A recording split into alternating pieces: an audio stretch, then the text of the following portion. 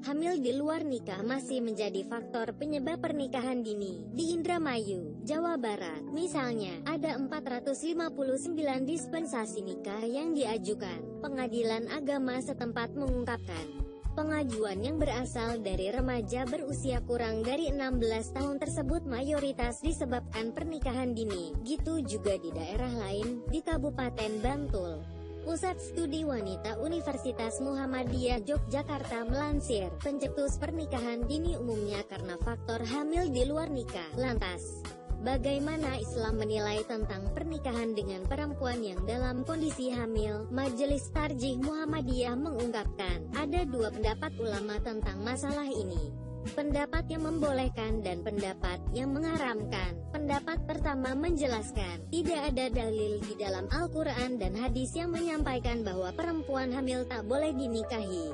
Perempuan yang haram dinikahi oleh lelaki tercantum pada Quran Surat An-Nisa ayat 22-23. Mereka tak boleh dinikahi karena masih dalam satu nasab dan saudara sepersusuan. Di surah berbeda, Allah SWT menambahkan faktor lainnya. Pertama adalah perempuan musyrik dalam surah Al-Baqarah ayat 221 dan surah An-Nur ayat 3. Perempuan yang dalam masa idah sedang dia masih mengalami masa haid surah Al-Baqarah ayat 228. Perempuan yang telah ditalak 3 kali oleh suaminya diharamkan untuk dikawini bekas suaminya, kecuali dia sudah kawin dengan laki-laki lain kemudian bercerai dan habis idahnya. Surah Al-Baqarah ayat 235. Perempuan yang tidak mempunyai masa haid lagi dan perempuan dalam masa idah karena hamil. Dalam surah At-Talaq ayat 4, mengawini wanita sebagai istri kelima. Dalam surah An-Nisa ayat 3. Pada ayat-ayat itu memang tidak ditemukan pelarangan untuk menikahi perempuan hamil yang tidak memiliki suami. Karena itu, ada ulama yang berpendapat bahwa menikahi wanita hamil tanpa suami boleh dilakukan asal lengkap rukun-rukun dan syarat-syaratnya. Pendapat berikutnya, yakni perempuan hamil tidak boleh dikawini kecuali oleh lelaki si penyebab kehamilannya atau bekas suaminya. Bila seorang istri yang masih mengalami masa haid ditalak suami, hendaknya ia menunggu 3 kali quru atau suci dari haid. Selama masa idah itu, ia tidak boleh kawin dengan laki-laki lain. Selanjutnya, ayat ini menerangkan hikmah larangan tersebut.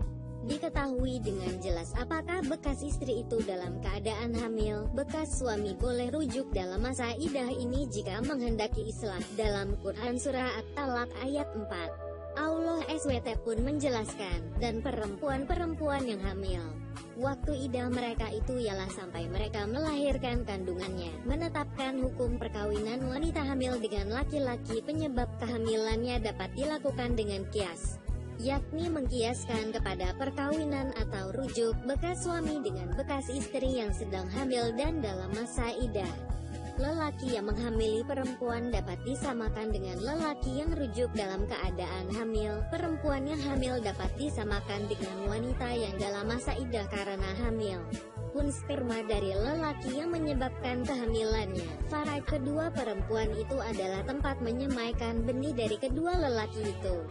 Faraj perempuan yang sedang ditaburi benih seorang lelaki tidak boleh ditaburi benih laki-laki lain. Diriwayatkan dari Ruwaifi Ibnu Sabit Al-Ansari, ia berkata, aku pernah bersama Nabi Muhammad pada perang Hunain. Rasulullah berdiri di antara kami dan berpidato.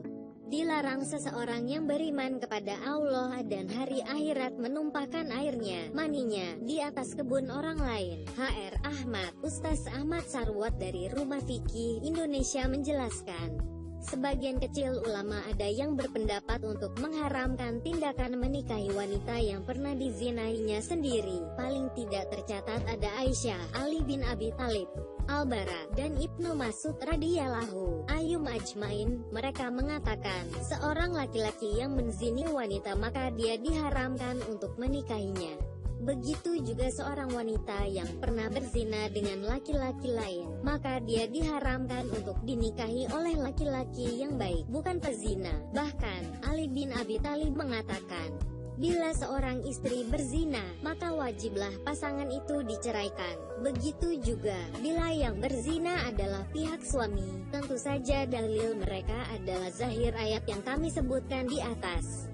Selain itu mereka juga berdalil dengan hadis Dayuts, yaitu orang yang tidak punya rasa cemburu bila istrinya serong dan tetap menjadikannya sebagai istri. Dari Ammar bin Yasir, Rasulullah SAW bersabda, tidak akan masuk surga suami yang Dayuts. Hadis riwayat Abu Daud. Sedangkan pendapat yang pertengahan adalah pendapat Imam Ahmad bin Hanbal. Imam Ahmad mengharamkan seseorang menikah dengan wanita yang masih suka berzina dan belum bertaubat. Kalaupun mereka menikah, nikahnya tidak sah. Namun, bila wanita itu sudah berhenti dari dosanya dan bertaubat, tidak ada larangan untuk menikahinya. Dan, bila mereka menikah, maka nikahnya sah secara syar'i.